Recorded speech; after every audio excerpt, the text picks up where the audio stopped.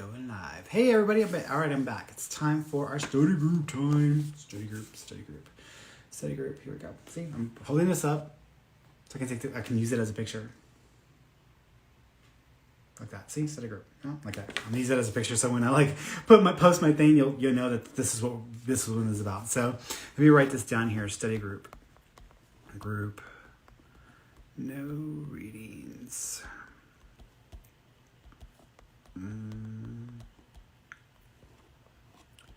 All right. Post. And this pen comment. All right, cool. Hey, hello. Oh, I'm glad. I'm happy to hear that. Brittany's like, wanted to thank you again for reading me. It was my first time here, and you were so accurate. I'm happy to do it. I'm happy to do it. You know, I wish I didn't have to work for a living because I literally would be doing these every single day, just because I could. But my energy, so I only have so much energy, so I have to be very careful about where I put my energy and how much I can use for these things. But I love doing the lives. I just love connecting with y'all and being able to give y'all those experiences. I remember watching from work, Cassidy. Oh my gosh, with the work. I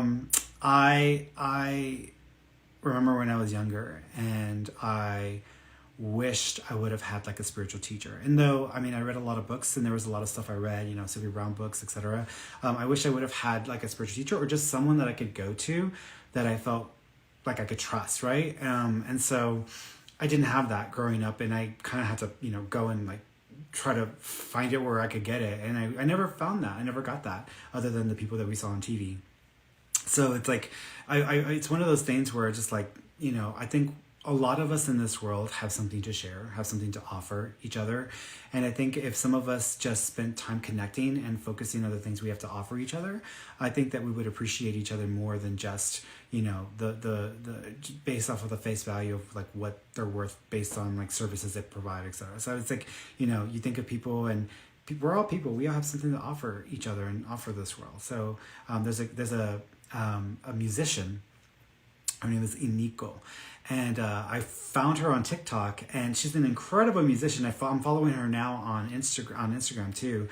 But she has an incredible voice, and so she gets on there, and she does it once a week, I believe. And she just records her. She just goes on live, and she plays her piano, and she just sings, and she does covers of different songs, and then she sings one of her songs. But the money that she raises from that, she puts towards her album. But just like having one of those moments where she's just singing, and you're just like, I'm like, oh my God, I love this. I love her voice. I love her voice. I was just like the other night, last week, I was falling asleep because I always fall asleep with the headphones on. I usually listen to ASMRs. And so I was falling asleep, and then I stumbled onto her on TikTok, because sometimes you can get caught up in TikTok and spend way too much time on TikTok. And if you're not on TikTok or you're not following me on TikTok, get on TikTok, because I need to get up to 1,000 mark so I can start getting on there too. But I was listening to her singing while I was like falling asleep. It was so nice. I was like, wow, your incredible voice. It doesn't matter whether she's on TV. It doesn't matter whether she has an album or not. Like, she's just right there in the moment is singing, and she doesn't even know that she was helping me to find peace in my heart while I was going to sleep, so I could get to sleep, because I don't fall asleep as easily. My brain is so active. Unless I eat a lot, then my body shuts down, because it's like, Ferny, you just ate a lot. It's time to shut down and process this food. And at that point, I'll fall asleep on the couch while we're watching like Great British Break Off or something like that. But then when I wake back up, it's like I can't get back to sleep. So it's like,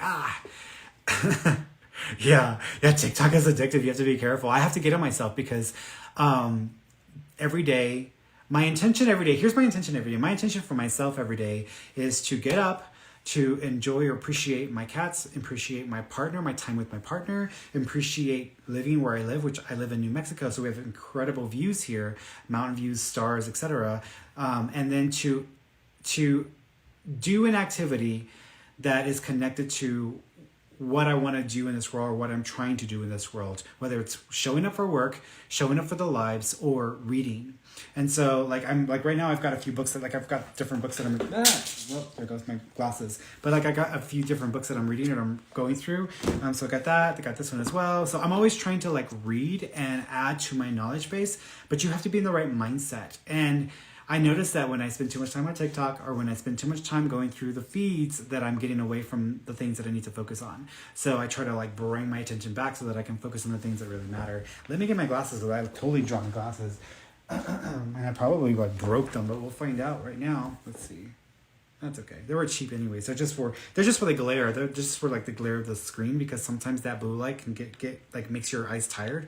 So this keeps me from getting tired as well. So sorry guys, no readings. So we're only doing study group time. So this is only a study group time. So if you're popping in wanting a live reading, unfortunately that was in the last hour. So that was all reading people, giving them advice, all that other stuff. This is our study group time. So during this hour, we pretty much read. I read this book, I stop, I give commentary, I give my own perspective, and I also look at questions that have to do with topics. So for example, if you have a spiritual topic, or if you have a topic about psychic ability or spirituality, this is the time to ask those questions. So here's the time to do so. Okay, Bible. You can call it Bible. Yeah, you can. People call it Bible study. So because it's almost like going to church as well. So all right. So let's get started here. I'm going to read a little bit about this, and then I will come back and check out your questions as well.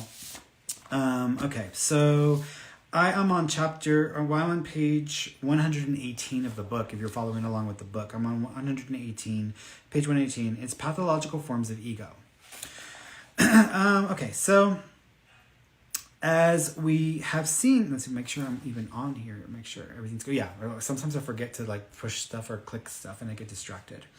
Okay, so pathological forms of the ego. As we have seen, the ego is in its essential nature pathological. If we use the word in its wider sense to denote dysfunction and suffering, many mental disorders consist of the same egoic traits that operate in a normal person, except that they have become so pronounced that their pathological nature is now obvious to anyone except the sufferer.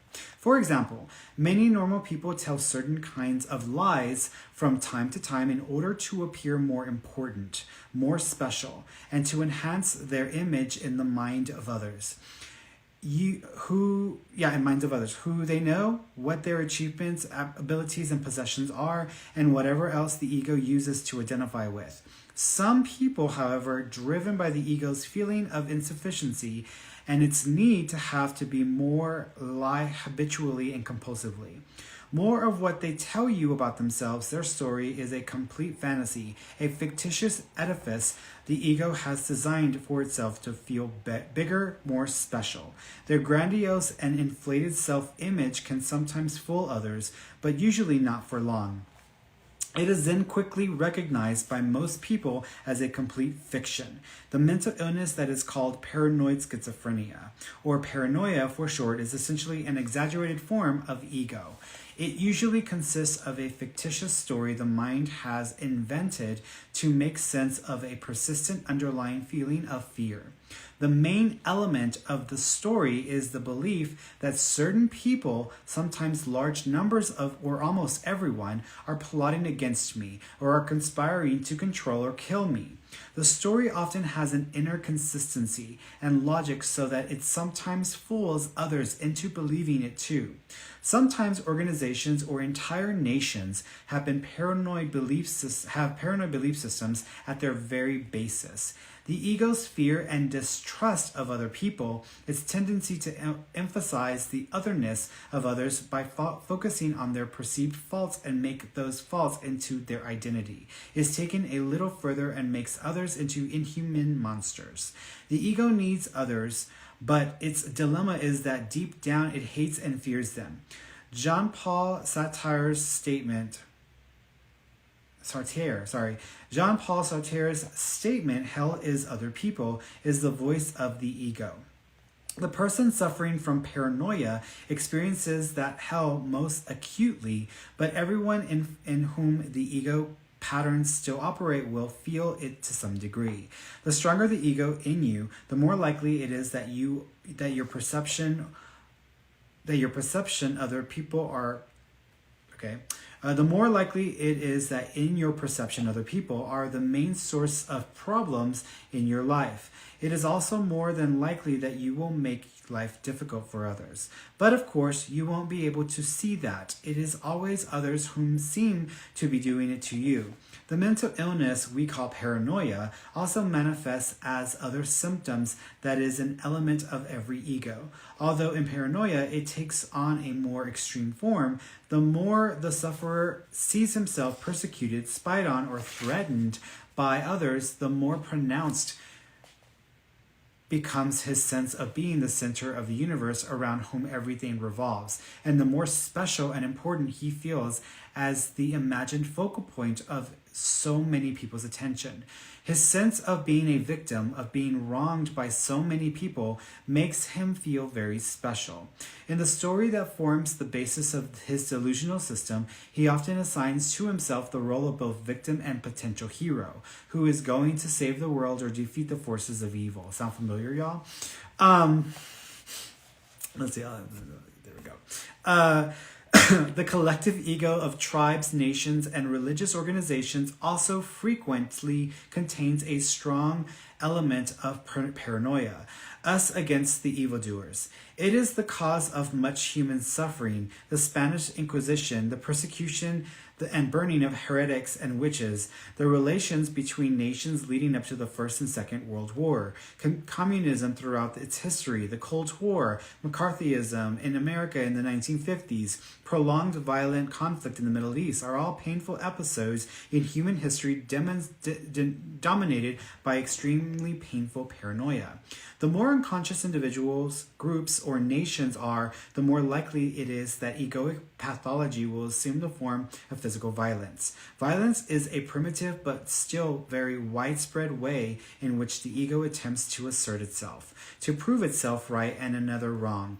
With very unconscious people, arguments can easily lead to physical violence. What is an argument? Two or more people express their opinions, and those opinions differ. Each person is so identified with the thoughts that make up their opinion that those thoughts harden into mental positions which are invested with a sense of self. In other words, identity and thought merge. Once this has happened, when I defend my opinions, thoughts, I feel and act as if I were defending my very self. Unconsciously, I feel and act as if I were fighting for survival, and so my emotions will reflect this unconscious belief. They become turbulent. I am upset, angry, defensive, or aggressive. I need to win at all costs, lest I become annihilated. That's the illusion. The ego doesn't know that mind and mental positions have nothing to do with who you are, because the ego is the unobserved mind itself. In Zen, they say, don't seek the truth. Just cease to cherish opinions. What does that mean? Let go of identification with your mind. Who you are beyond the mind then emerges by itself. So here's the thing about that, because I can understand this and I to some extent agree with this, but I also disagree with this because they are not drawing a very clear line of difference between the ego and the ego gone unchecked and the basis of being a human being on this planet. If I am attached to the idea that, hypothetically, here's an example, that I'm a Democrat. I'm not. But if I were aligned to the idea that this is who I am, then anything that is done against that position or perspective is going to immediately make me feel as if I'm under attack. Now, granted, I may share similar positions, I may share similar mindsets, I may share similar things, but I am not that thing. I am represented by some things of that. So if I were considered to be a Democrat, then I would be associated with the idea of being a Democrat. So anything against the Democrats is going to make it seem as if I'm under direct attack. And so that's where it gets a little tricky. And what they're trying to say in the book is you are not that title. You are not that thing. You are not those positions. That is simply a perspective or an idea that you've become attached to that represents what your choices in this life are, what your conditioning is. And so that's what the book is saying. Here's the thing about that. And this is where I differ a bit, because in this world, we are human beings, right? We're humans. I can't change that. I can't crawl out of my skin. I can't stop using this body unless I'm dead. So if I'm dead, then this is not even a conversation that needs to happen because it no longer matters to me. But I am in this physical body. I am in Ferny's body. I am in Ferny's mind. I am utilizing these faculties, these mechanisms in this human form. And so because of this, by default, there are certain things that are an automatic. If my life is threatened, it is an automatic that I am going to be attached to the mechanism of survival. If my rights or my well-being or my ability to have a comfortable life is threatened, then by default, I am attached to the opposite, right? I'm attached to the opposite. And so I would be against those things that would go against that. And so by default, right? Because that's a part of the human experience. None of us can escape the human experience. We are all human beings on this physical planet in this three-dimensional reality, and we are going to be affected by what is occurring on this three-dimensional reality in this world, affecting human beings. So the point that they make in this book is like, you should not be attached to anything. You shouldn't be attached to any titles, any perspective, any ideas, that's all ego. That's all ego. And I'm like, what are you talking about? I'm here to be a human being, to have a human experience. The ego is a mechanism. It's a tool, not an enemy of the state. So we were all designed with an ego intact. It's when we lose control of the ego, or when we let the ego run amok and don't keep it in check, when we get into problems, when we get into issues. But my ego's job is to keep me alive. My ego's job is to help me to achieve certain things in this world, to have certain experiences for the purpose of my soul. Because my soul's purpose is just simply to use my body as a tool to gain through experience. So my job is to honor this, honor what I am, honor what has produced me from all of the experiences I've had. My job is to honor that. And I honor that by just respecting what the ego's job is, and then allowing myself to, and using it as a tool, not letting it run amok, and not not shutting it down or trying to destroy it as if it's the worst thing that's ever been created.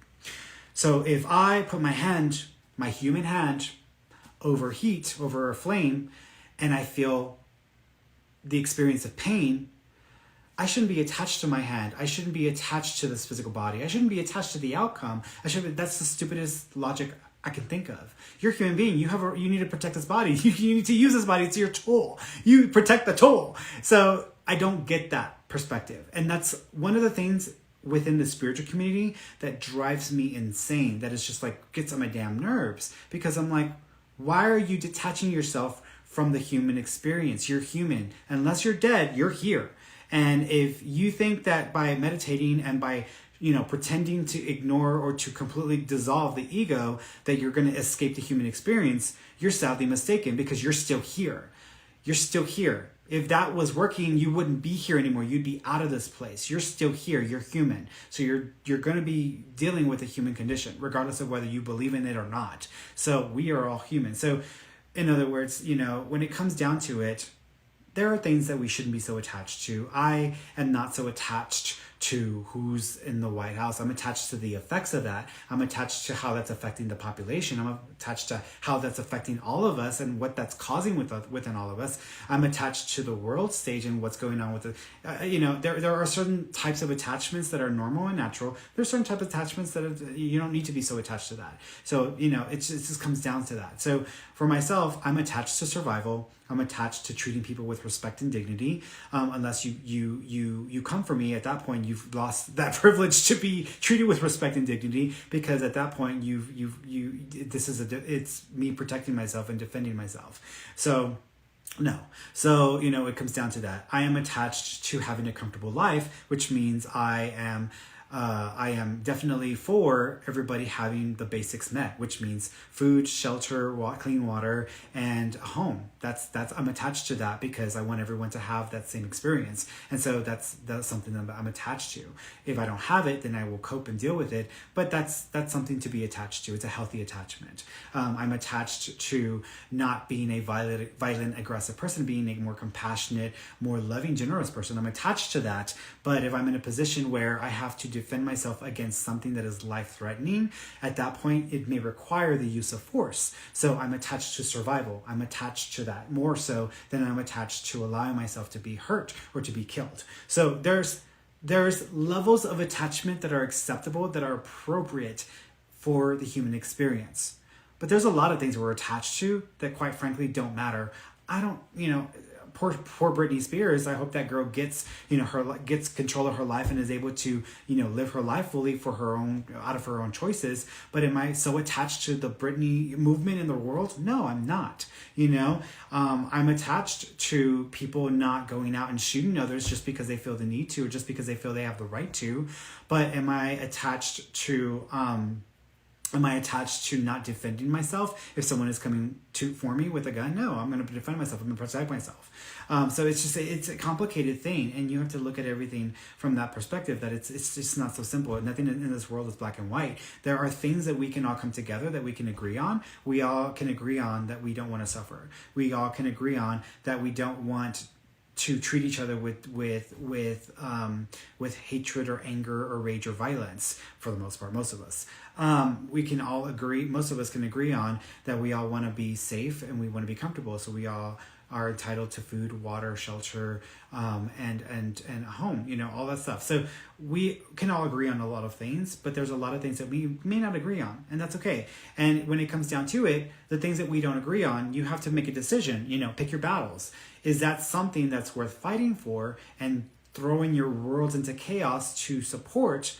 Or is it something that at the end of the day is not going to have a direct impact on you? And this is where a lot of the movements that we're dealing with today, this is where it gets tricky, because there are a lot of movements that have to do with survival. Gay rights have to do with survival. Black Lives Matters has to do with survival. All these things have to do with survival, have to do with safety, have to do with us, living in a world where we can all have safety, yet we can all be treated with respect and dignity.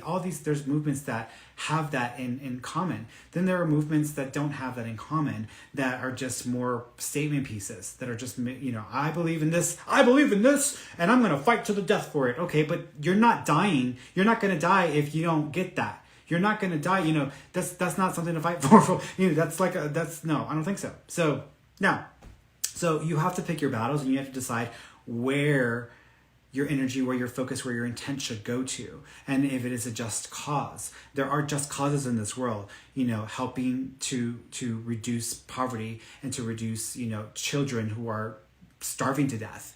That is a worthy cause. People might say, oh, well, I don't believe in abortion, or I believe in women's rights, and I don't believe in abortion, and I believe that women shouldn't have the right to have an abortion. Well, that's a personal choice, but at the same time, if you believe that that's a worthy cause, have you done anything to lift a finger to help those starving children, or those children in cages, or those children that don't have homes? Have you lifted a finger? Have you lifted a finger to help with that? Because if you're not willing to do that, then your just cause is bullshit. So you have to take it into account, take it into perspective. And people like to throw all kinds of things. I know I'm getting, into topics that people may not want to talk about. Well, I believe in the Bible, and I believe that, we should follow the Bible. The Bible justifies abortion. It justifies killing children. You read your Bible. If you don't know that, then you haven't read the Bible. So read your Bible, because it justifies it. In several instances, it actually says it in one area where if you've had, a child, if you become pregnant with a child that is not your husband, then terminate the damn child. That's in the Bible. Like, read it.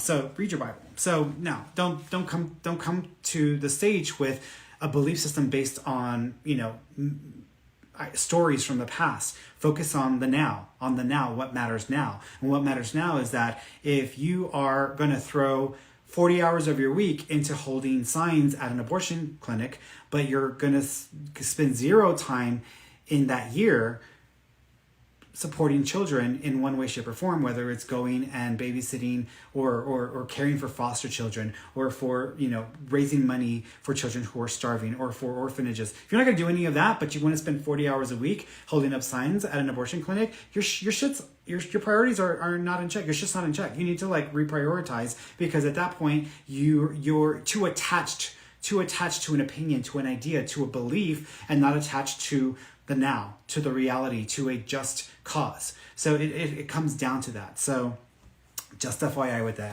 All right, so coming back to this, work with and without ego. Most people have moments when they are free of ego. Those who are exceptionally good at what they do may be completely or largely free of the ego while performing their work. They may not know it, but their work has become a spiritual practice. Most of them are present while they do their work and fall back into relative unconsciousness in their private life.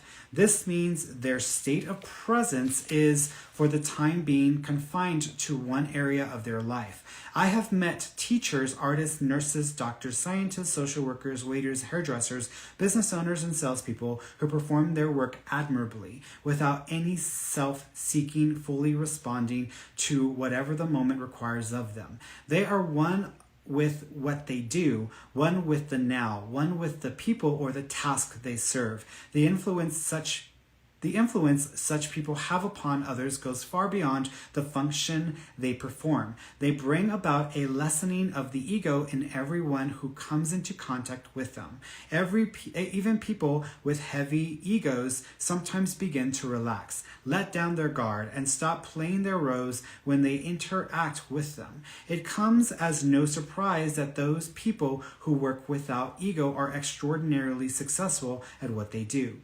Anybody who is one with what he or she does is building the new earth. I have also met many others who may be technically good at what they do, but whose ego constantly sabotages their work. Only part of their attention is on the work they perform. The other part is on themselves. Their ego demands personal recognition and wastes energy and resentment if it doesn't get enough. And it's never enough. Is someone else getting more recognition than me, or their main focus of attention is profit or power, and their work is no more than a means to an end? When work is no more than a means to an end, it cannot be of high quality. When obstacles or difficulties arise in their work, when things don't go accordingly to expectation, when other people or circumstances are not helpful or cooperative, instead of immediately becoming one with the new situation and responding to the requirements of the present moment, they react against the situation and so separate themselves from it. There is a me that feels personally offended or resentful, and a huge amount of energy is burned up in useless protest or anger, energy that could be used for solving the situation if it were not being misused by the ego. What is more, this anti-energy creates new obstacles, new opposition. Many people are truly their own worst enemy. People unknowingly sabotage their own work when they withhold help or information from others or try to undermine them lest they become more successful or get more credit than me. Cooperation is alien to the ego, except when there is a secondary motive. The ego doesn't know that the more you include others, the more smoothly things flow and the more easily things come to you. When you give little or no help to others or put obstacles in their path, the universe in the form of people and circumstances gives little or no help to you because you have cut yourself off from the whole. The ego's unconscious core feeling of not enough causes it to react to someone else's success as if that success had taken something away from me. It doesn't know that your resentment of another person's success curtails your own chances of success. In order to attract success, you need to welcome it wherever you see it. And I'll stop there. So let's go over some of these questions here because I want to see what y'all are talking about here in the chats here. Let's go over here. And by the way, guys, if y'all get hit by people in Facebook saying, hi, this person here, Hoji Healer, send me your friend request or your reading now. That's a troll, y'all, by the way. That's a made up person who's going to take y'all's money. So just be careful because they will take your money.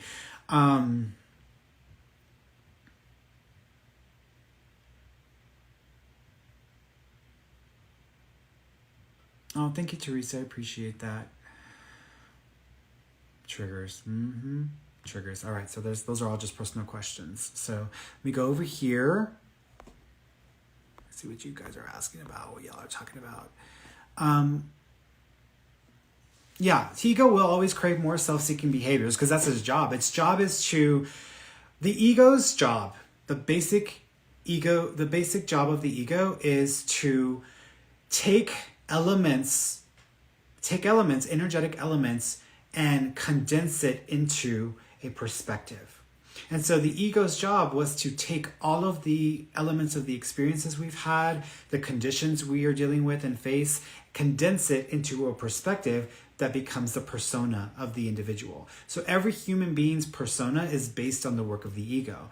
But when you let the ego go past that mark, it becomes this like obsessive monster that consumes and wants to be more than it actually is. And so at that point, then it builds the idea of grandeur. It builds the idea of self as in a grandiose way. So people who, and here's something that I've learned through experience.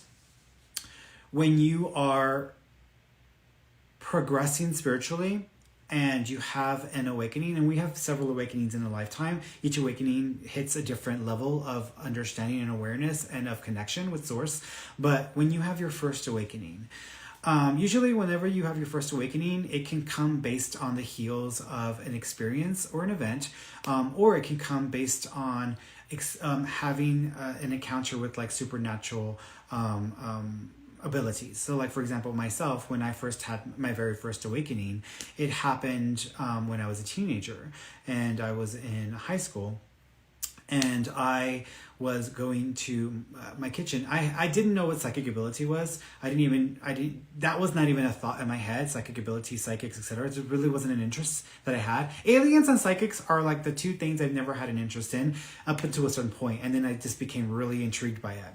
But I was in high school, and at that time in my life, my mom and I lived in a house on the east side of town, and the house, every window had bars on it, and these were burglar bars that you couldn't take out. You can remove unless you were going to go take a special like bolt thing and remove them. So you couldn't remove these. So in that house we had a bunch of windows, and they were all barred up except for the back door.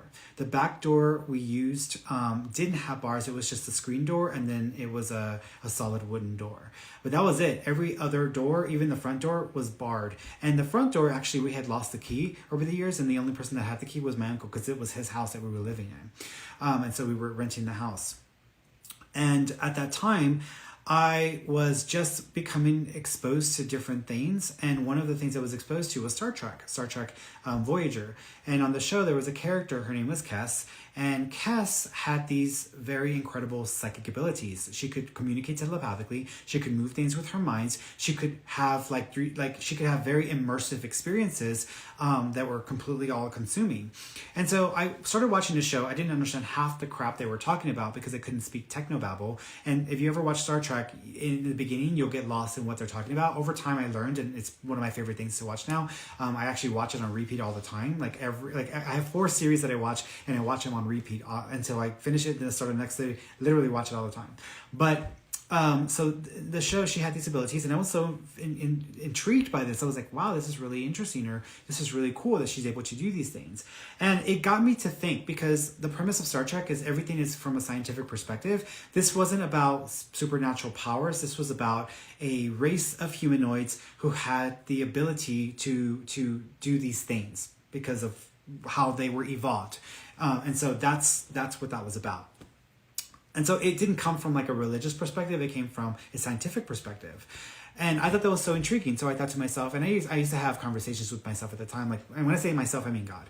I would say, I wonder what we're capable of. Like, we as humans, do we possess that potential? What are we capable of being able to achieve those things as well? So I was very intrigued by that. That was it.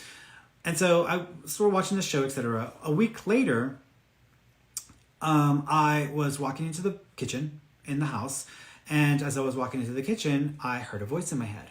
And the voice that I heard in my head was not this like disembodied foreign voice. It was my voice, except it was my voice in my head. And so now sometimes we think things, right? We have thoughts, we think things, we have conversations in our head. This wasn't like that. This was different. This was like, it just literally popped in my head. I wasn't thinking anything related to the voice and what it was talking about beforehand. It just popped into my head and it spoke to me. And the voice said, "What would you do if this happened?" And as it said that, I saw a memory play out in my mind of something that hadn't happened yet. I had a memory in my mind play out of me standing in that same spot in the kitchen looking, and our kitchen stove and cabinets were on fire, and the room was filled with smoke, and it was on fire, and that was happening in my mind. And it was playing out like as if you were remembering something that happened before, except this hadn't happened before. This had never happened. But the voice was in my head, and this visual, this memory popped in. What would you do if this happened? How would you deal with this? And I was like, And so I didn't even question it. I just assumed it was me thinking this. And so I thought to myself, well, if this happened, I would have to get out of the house, because if the house catches on fire, the burglar bars, I'm not going to be able to go out through the doors or the windows. I'm going to have to go out through this door in the back room, which was also connected to the kitchen. It was the only way out. And so I was like, I'm gonna have to go through this door, but I don't want the house to burn down, so I have to put out the fire. So I came up with a plan, and my plan was I was gonna stand there at the kitchen door, I was gonna take a deep breath, and I was gonna walk straight ahead, because that's where the sink was. Once I got to the sink, I was gonna reach for the pull-out hose and then turn on the water and spray out the fire, holding my breath the whole time, and then I was gonna turn around and go out the back door. That way I could put out the fire, I could catch my breath and breathe, and then open that door to allow the smoke to exit. That was my plan. That's the plan that I came up with, because of this voice and this visual in my head. So it was really intriguing and interesting. So I was like, okay, cool. And so I practiced it, I thought I practiced it, and then that was it. And then the next, a few hours later, when I got hungry again, I walked into the kitchen, practiced it again. And then the next day, practiced it a few more times. The next day, practiced it a few more times. I practiced this specific technique and strategy of walking, holding my breath, going the hose, pouring the water over the fire, going out that back door and breathing. I practiced that for 2 solid weeks. 2 weeks, every day.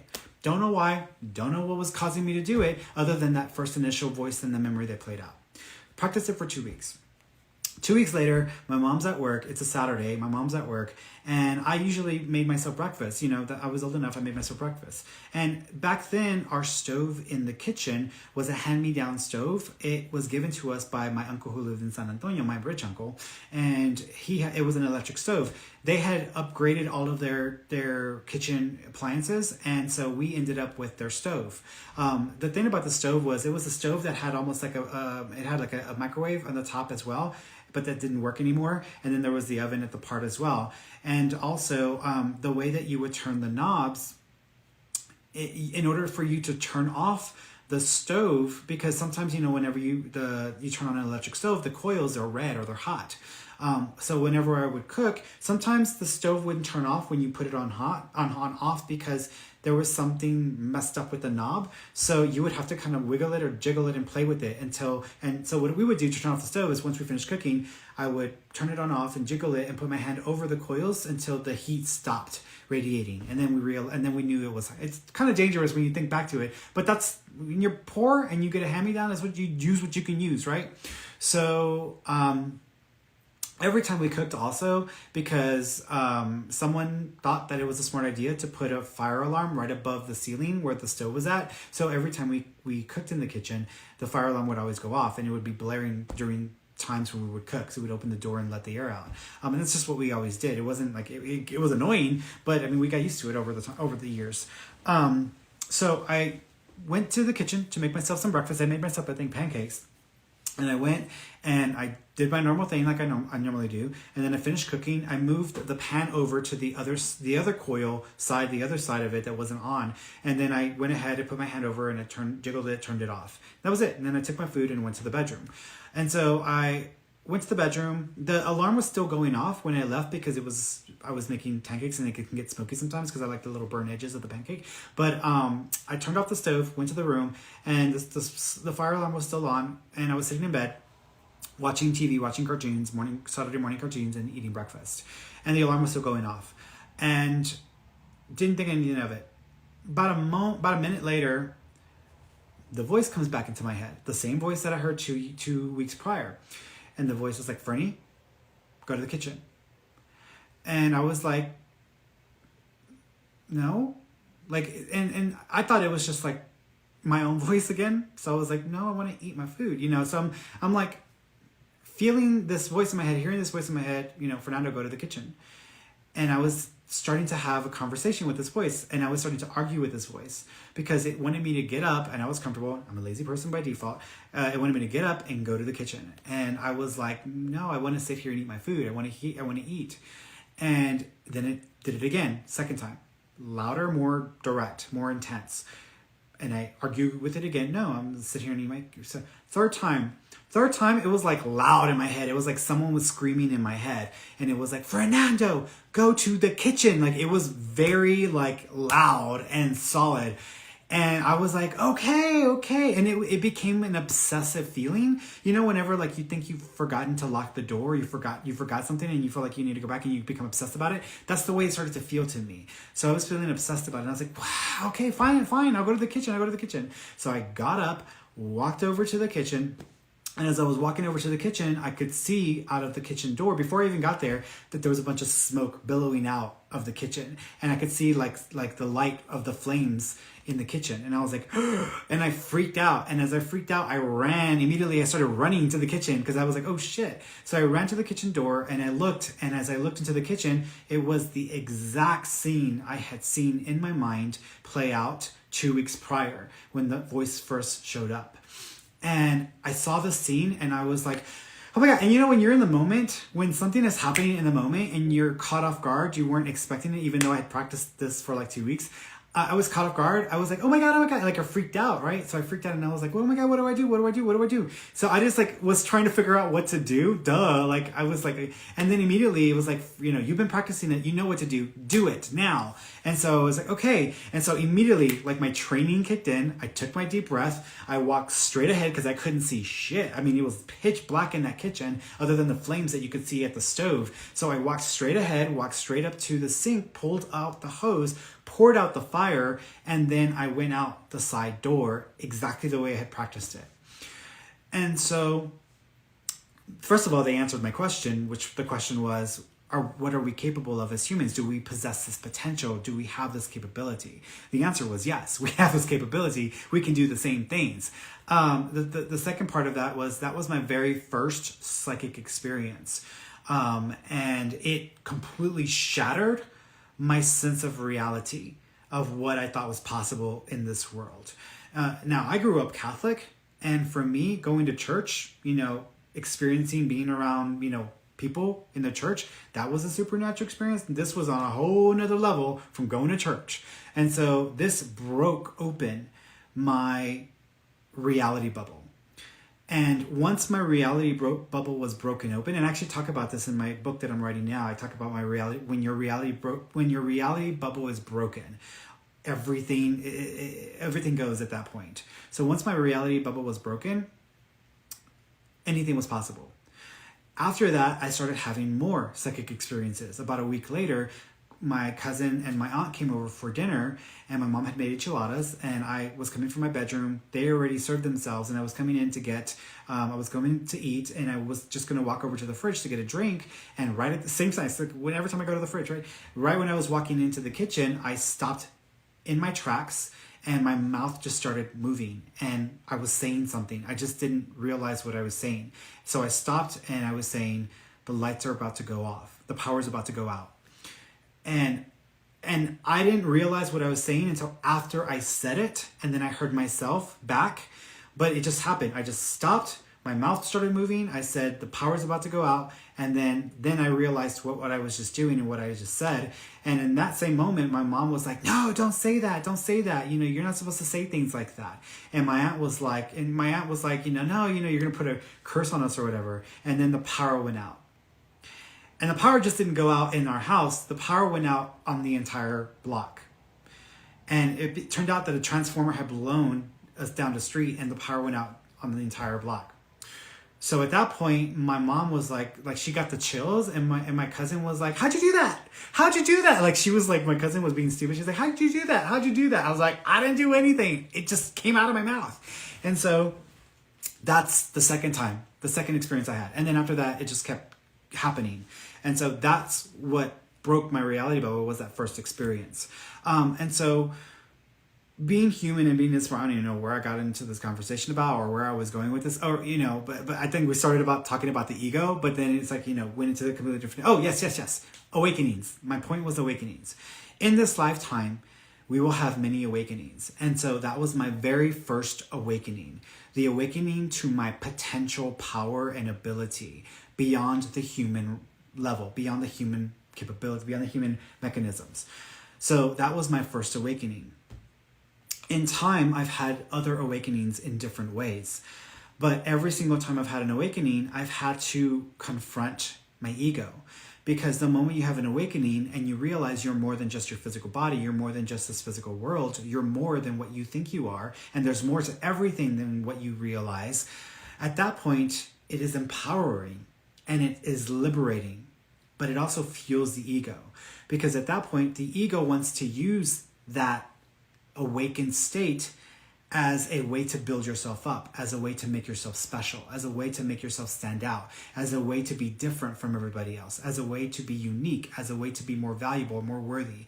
It feeds into our self-esteem. It feeds into the conditioning of a trauma that we may have had growing up. I grew up with a huge lack of love from the males in my life, and so it was a way for my ego to use something I was experiencing or going through to make myself stand out or to feel special or whatever. So every single time I've gone through a type of awakening, I've had to confront and battle the ego demon of Fernando, you're so special and you're so unique and you have these special abilities and you're so accurate and psychic and this and that. Like, you have to battle it every single time. Every single time I've had to battle that in one way, shape, or form. And I have to check it and I have to get it back in its place and acknowledge it for what it is, not for what it's trying to do to me.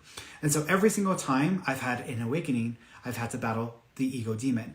And I have noticed that this has been a theme with a lot of people in the spiritual community. Over many years of encountering people in the spiritual community, I've realized that this is a huge theme in our world today, where you have people on social media, people who are part of political organizations, people who are part of conspiracy groups, people who have bought into an idea, or people who just believe something or just choose to come from a certain perspective or point of view, get fueled by the ego. And at some point, they stopped asking questions or stopped questioning things or stopped paying attention to reality, and they bought into the ego demon and it takes over.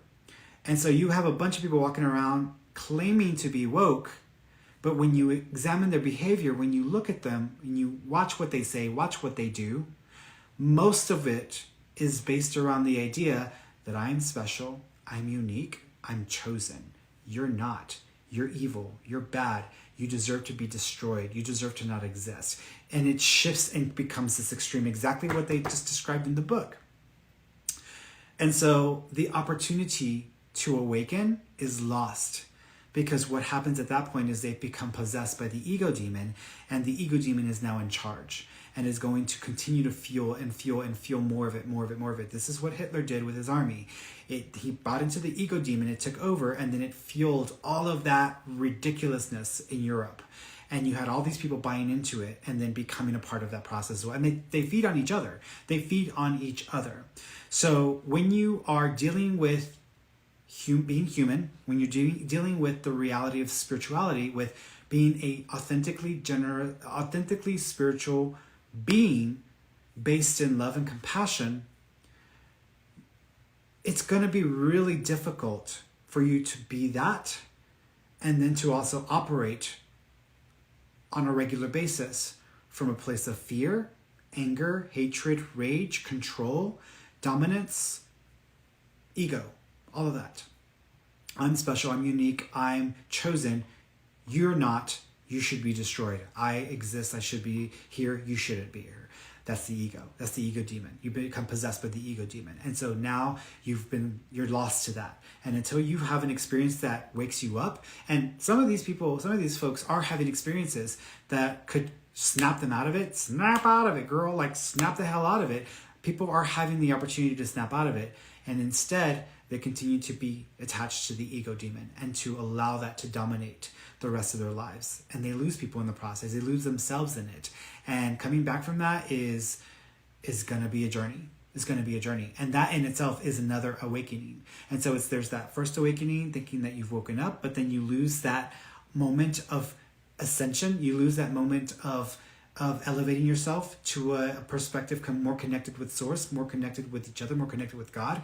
And you buy into an idea or to an ego trick and you go that way instead.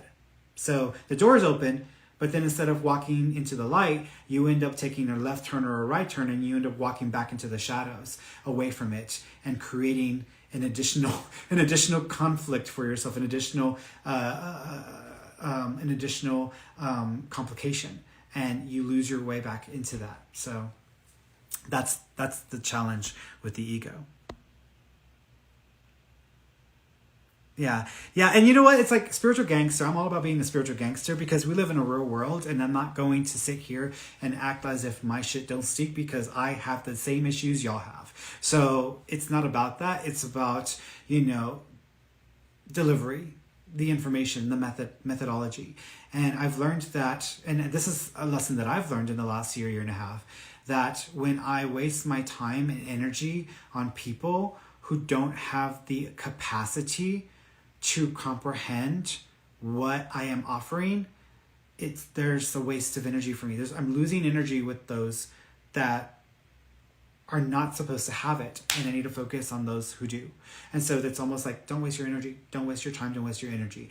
Yeah, maybe sometimes I need to check someone, or I need to get on someone's ass about something, but for the most part, if I'm doing that every single day and I'm spending less time helping those who actually are benefited and will value the information or the experience I have to offer or the perspective or the ideas that I can give you, then that's energy lost. That's energy lost, and I'm actually less effective. I'm ineffective at that point. And so that's something I've had to learn in the last year or so because of everything that's happened is, you know what? Don't waste your energy. Don't waste your time. You offered it. It wasn't taken in the way it was supposed to be. It wasn't honored in the way it was supposed to be. It wasn't utilized in the way that it was supposed to be. This person has missed that opportunity by choice. Don't waste your energy anymore. Pull back, move forward, go on, moving on. And that's the lesson that I've had to learn. And so I think a lot of us, we wish we could go out into this world and we could shake people out of the delusionary state of ego that they are held in, that they're trapped in. I wish we could go shake people out of it, but unfortunately, we can't. And either there's a choice, a conscious choice for each individual to choose awareness and understanding and connection, compassion, love, cooperation, or choose self. Choose the ego. Choose the idea that holds that intact and that will spin it in any way, shape, or form to support its existence in the strongest possible way. So.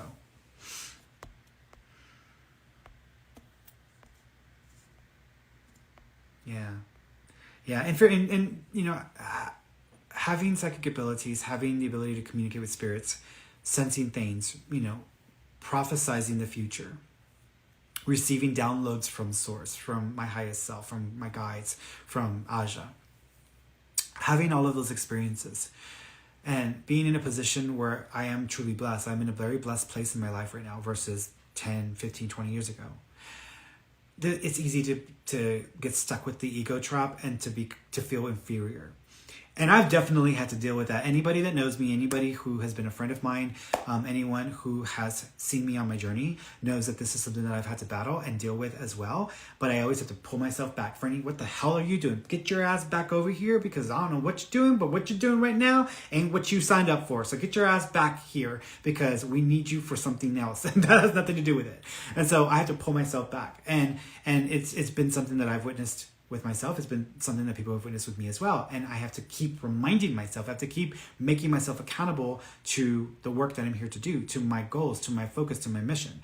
And so we have to do that for each other. And this is why holding each other accountable is so important. This is why I do appreciate my partner in a way where he doesn't always deliver what he has to say in the best of ways, but he's still going to give it to me no matter what.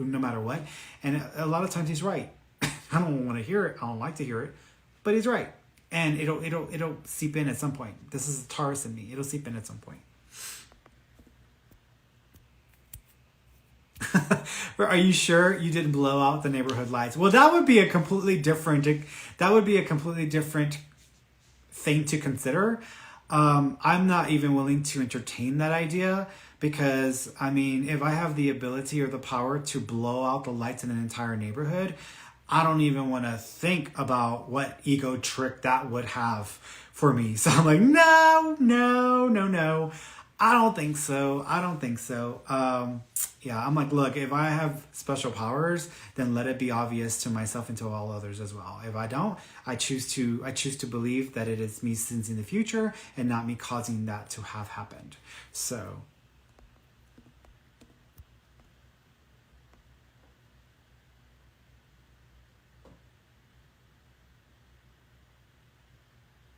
yeah, lid vicious.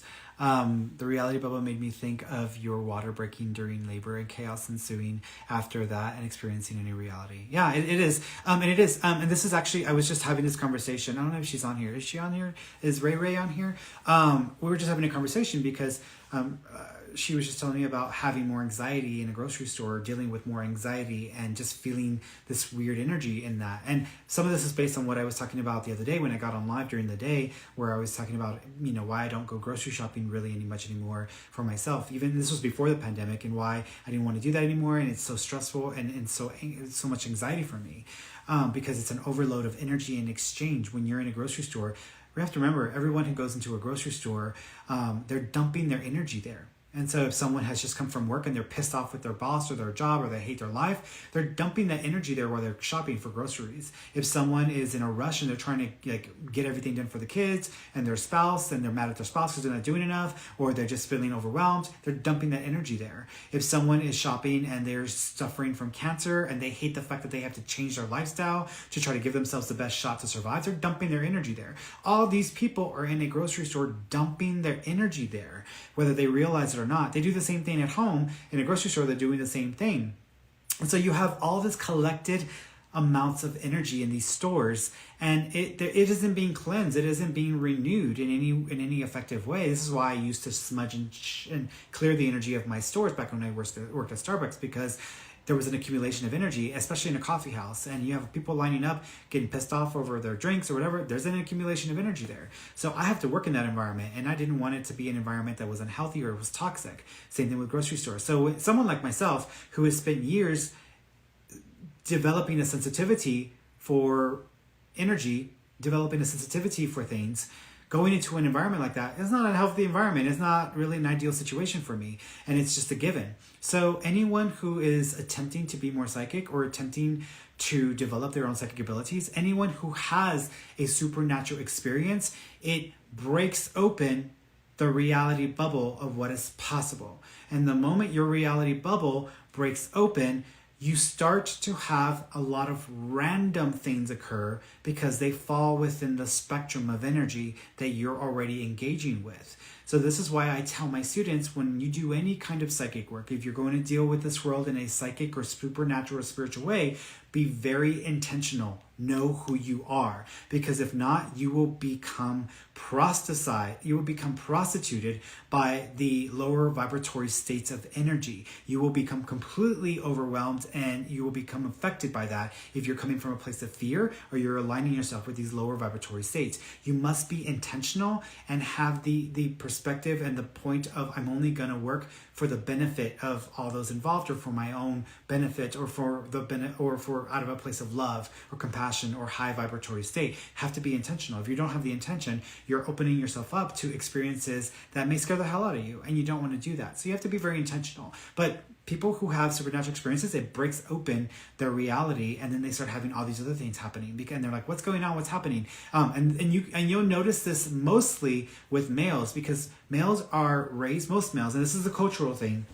There's a reason why more psychics are women to male, or why more of my clients and followers are females to males, because women, by default, it's okay for a female to, and I'm not saying, this is a general statement, so it's not, I know there's situations where this is not true, but it's an acceptable cultural thing for females to be emotional, or to have emotional flexibility, viability, to have that ability to be elasticity, emotional. So males, on the other hand, we're conditioned out of being emotional. Ferny, stop being such a sissy. You're not allowed to cry. So all these things we're conditioned out of. And so a lot of males culturally are conditioned out of having that level of sensitivity versus females. At the same time, most females are willing to flex their position or their ideas around the needs of the moment. Most males are not. Most males are stubborn, hard-headed. They do what they want to do. They don't listen. They think they're right. I would say not all males, but a lot of males. It's a cultural thing. So when you have a male who has a supernatural experience that completely blows open their idea of reality, they start having psychic experiences, and it's more possible. With females, emotions are a key to unlocking your psychic abilities. You can use them to really elevate your sensitivity, and that level, and then the creativity and all that, that's all a part of it. And that's why it's easier, and why more females to males are psychic and more females to males are into this stuff, versus the opposite.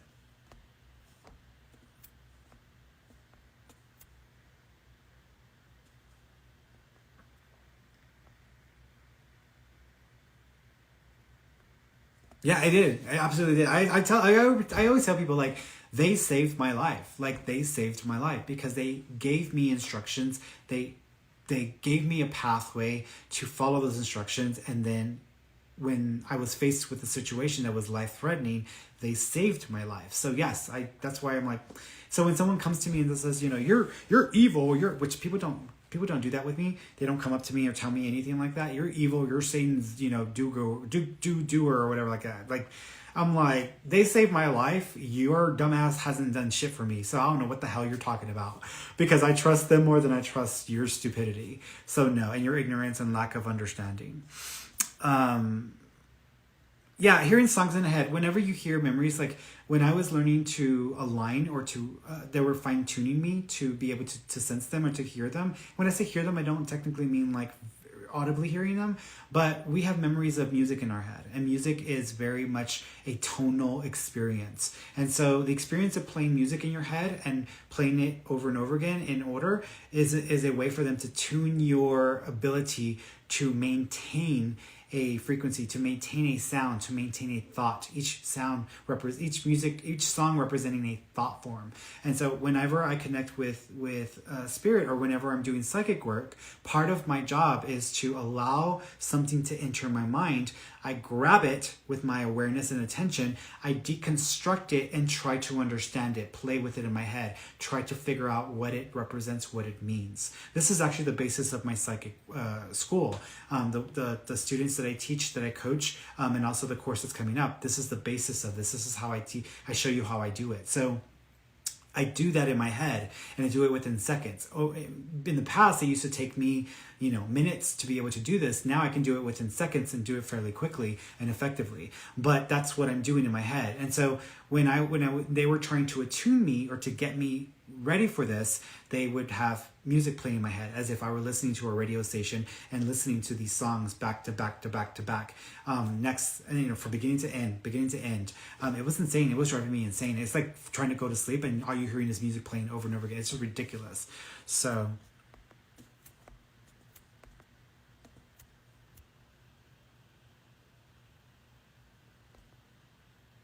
it can be. Michelle's like, does an out-of-body experience count as an awakening? An out-of-body experience can be an awakening. It can be a tool for an awakening because it is a supernatural experience. Now, granted, most of us are actually having out-of-body experiences almost every night that we fall asleep. When we fall asleep, our consciousness is no longer based in the body. It is experiencing beyond the physical body's usage. And so when we fall asleep and we lose consciousness, our consciousness expands and begins to experience levels other levels of awareness. Now, most of us will stay on kind of an astral plane, which is a plane that kind of exists between our world and, let's say, the dimension of the other side or the other side consciousness. And so that, which is a completely another level. But most of our dreams are experienced in that level. Most of my prophetic experiences have been during that period or in that zone. Now, sometimes I've completely released from my body and I've connected to the heavenly state, and I've been on the other side, having the perspective of a spirit there and engaging with my family members who have passed, engaging with others there in that form. But it's still a representation of that state. But most of that astral plane is just, it's a plane of idea. It's a plane of energy. It's a plane of exchange of things. It's not technically a basis for the reality of things beyond the physical world. So we're still experiencing our own, internal conflicts in that astral plane. We're playing things out. We're experiencing versions of that as well. So it is a tool. An out-of-body experience is a tool, an opportunity to have an awakening. But when people come back into their bodies, it's up to them whether they're actually going to examine and question and start to do their homework, start to understand and try to understand what this is.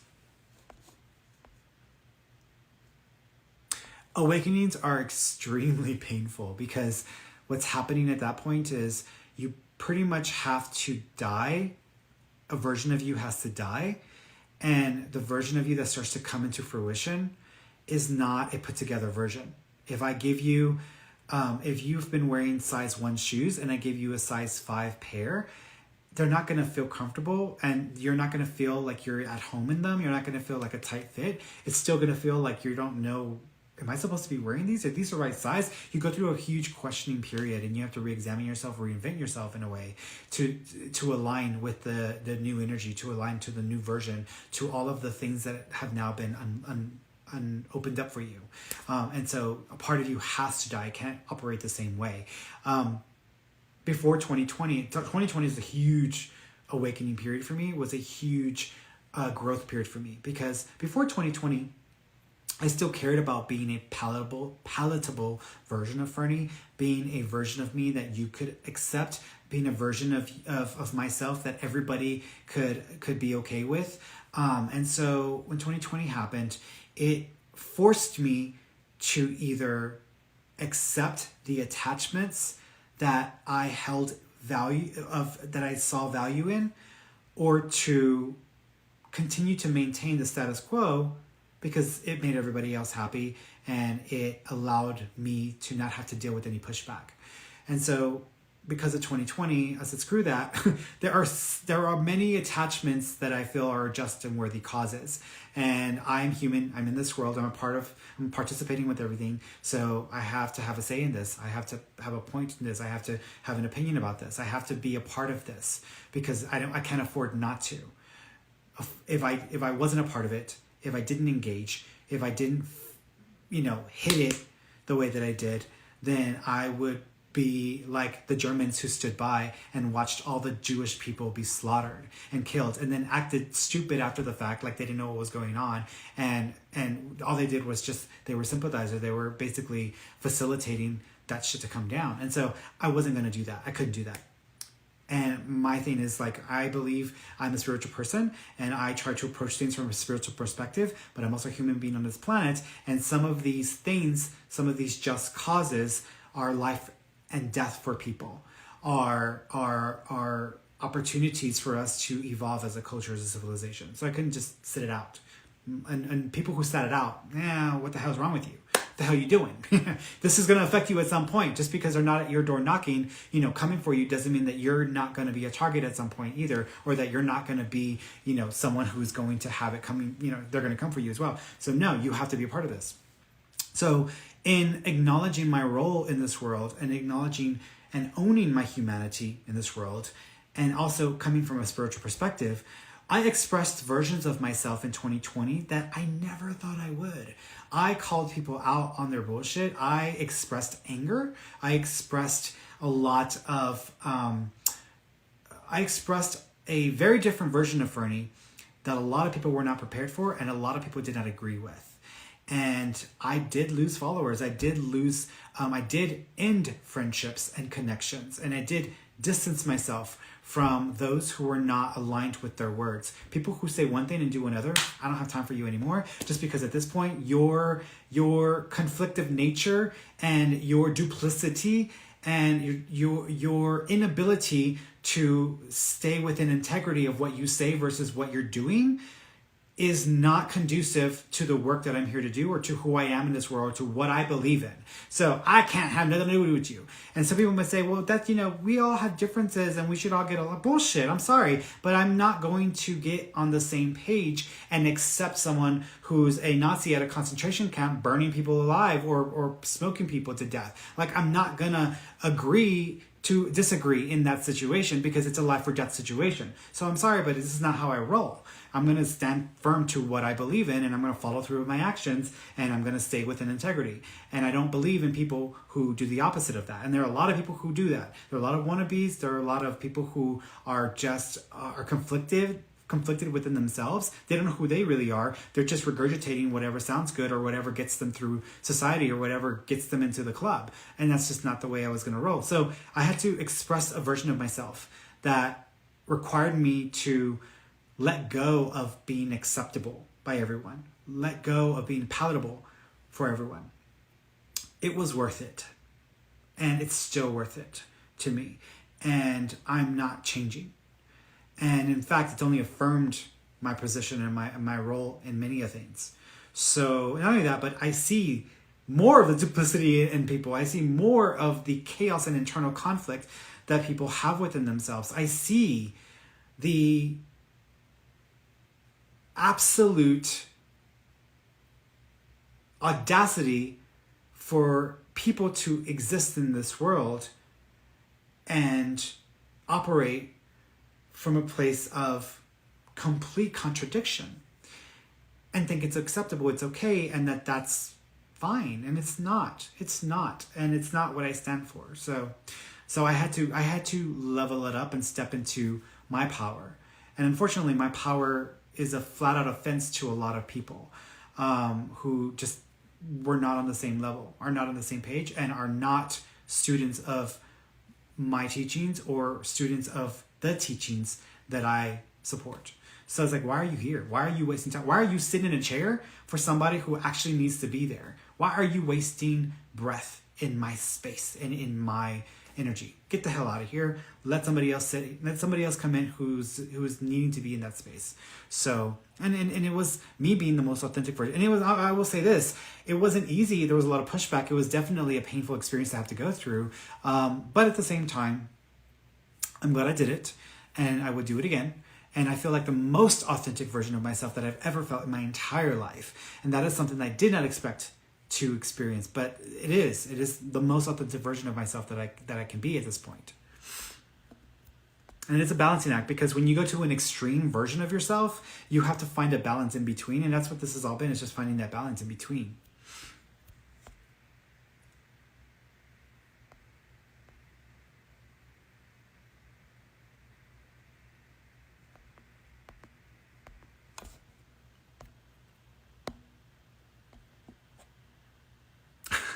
Is your book almost done? Please have patience with me. Please have patience with me. I keep it's right here. I mean, look, I'm working on it. I'm working on it. It's right here. I'm working on it. So look, I've got it all. Like, I got the chapters laid out. I got all the, I got my psychic thing. I got the chapters laid out. I'm working on it. It's getting there. It's just going to take time, y'all, because whenever you want to do something worthwhile in this world, you have to face yourself as well. But also, I've come to realize that unless I feel inspired or unless I feel propelled to do something, I won't do it.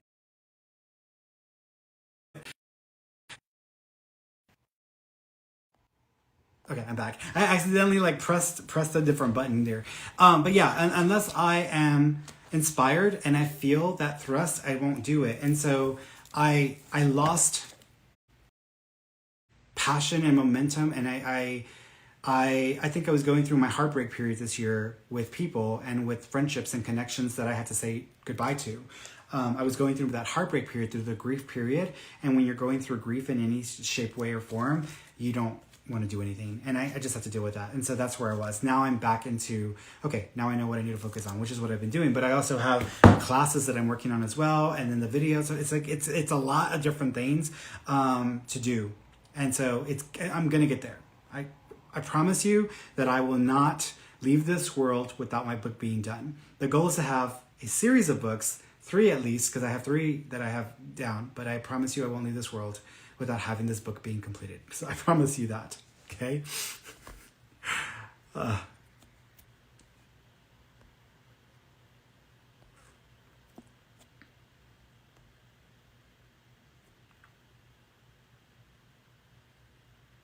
Yeah, it's like throw away my philosophy, throw away those things that no longer serve your highest good. Yeah, I'm the same way, except I don't always throw it away right away. I just kind of put it on a shelf or put it to the side, and then I let it sit there. And then if it is of value, then I definitely will realize it, and then I'll kind of take it back up. But if it's not, then I'll like, okay, I'm done with this. I really am done with this, and I'll allow it to be. So yeah.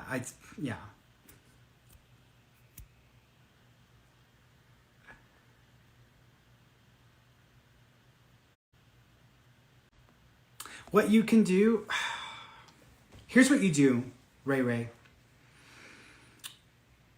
I'm going to give you my process for how I shift my energy, because sometimes I have to do it, and I have to do it in a very short period of time. So sometimes I've had experiences where I need to work and something pisses me off or upsets me, and I have to get into the right state of mind to be able to do this work, or I can't do it effectively. And so what has helped me is, for me, I'll go on my walk, I'll put on some music, some high vibe music, and I'll take my walk and I'll do my visualization of like, I'm in my back, I've got these massive wings that come out and come up, and they're ginormous, like they're huge, and they're actually like a kind of a crystal silvery, I wouldn't even say gold, but a crystal silvery thing, but they come out and they extend and expand. And as they extend and expand, I envision that the source or the light of God comes within me and then immediately flutters out into my wings. And then I flap my wings. And as I flap my wings, in that moment, it's almost like a huge wave of energy that goes out into the world of love and caring and compassion. And I do this when I actually am pissed off with people or I'm angry at the world, because I have to remind myself of why I'm here or what I'm here to do. And so I'll go on my walk, I'll listen to my music, and I'm like, oh, like I'm so pissed or I'm so angry. People don't deserve it. They don't deserve it for what they're doing. And so I have to shift that internally, because I have to remember I'm not here to add to that. I'm here to heal some of that, to help bring love to that, bring clarity, bring understanding. And I go into my visual, do my whole wing business, bring the light of love of God into me, and then I flap it out as hard as I can. And I do it over and over and over. I mean, if you could see physically what I see in my head when I'm doing this, it would look like the center of a sun exploding. It's like that massive in the way that I think of it. But I use the music to amplify that. And so I do this, and I send out these waves of love, and I think of this as a way to draw in or to bring in more of it as well. And so it's my way of doing that. You can try a technique like that before you go into an environment that feels overwhelming, because it has to feel intense to you. It has to feel empowering to you. I know you mentioned that you like to surround yourself with a bubble of light and protection, but if you don't feel a significant connection to that, or if you don't feel a bond with that, then it's not going to be effective. So what I would suggest is using music to amplify that, and then create this scenario in your head. Use a superhero if you have to that you've seen before, because that in itself will start to produce that effect for you as well. Okay, but at the end of the day, we're still human. We're going to still deal with some human stuff. We can't escape the human experience or condition, especially if we're sensitive human beings. So just accept and embrace whatever you can that you can't fight, and just come to peace with it. If I feel like my heart's going, if when you're running a marathon and you're running as hard as you can, you know the feeling when we're kids and we're trying to race each other, or something scares us and we're trying to run as fast as we can.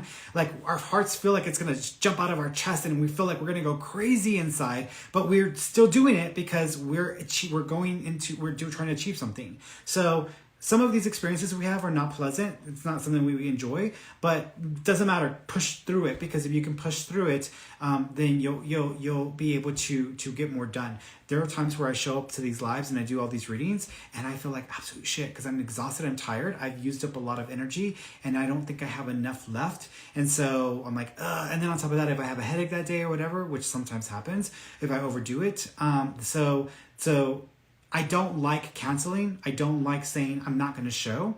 I've done it a couple of times. I don't like it. Every single time I've done that, I don't feel great about it. But if I hit a limit, then I have to accept that that's my limit. But there's still days where I feel like that, and I won't tell y'all that I feel like that. And I still show, and I still power through. And I have some of the most incredible experiences and the most incredible connections in lives when I've done that. And so power through. So you have to kind of operate in that same mindset, because it comes down to, do you want to engage and embrace your discomfort, or do you want to achieve a goal and make peace with the level of discomfort you're feeling, knowing that there's a reason and it's worth it. But it has to be worth it. And that's what I would say. Okay. All right, guys, I'm out of time. I got to go and make dinner. I love you all. I will see you on Friday. Okay. I love you all, and I'll talk to y'all then. Bye, everyone.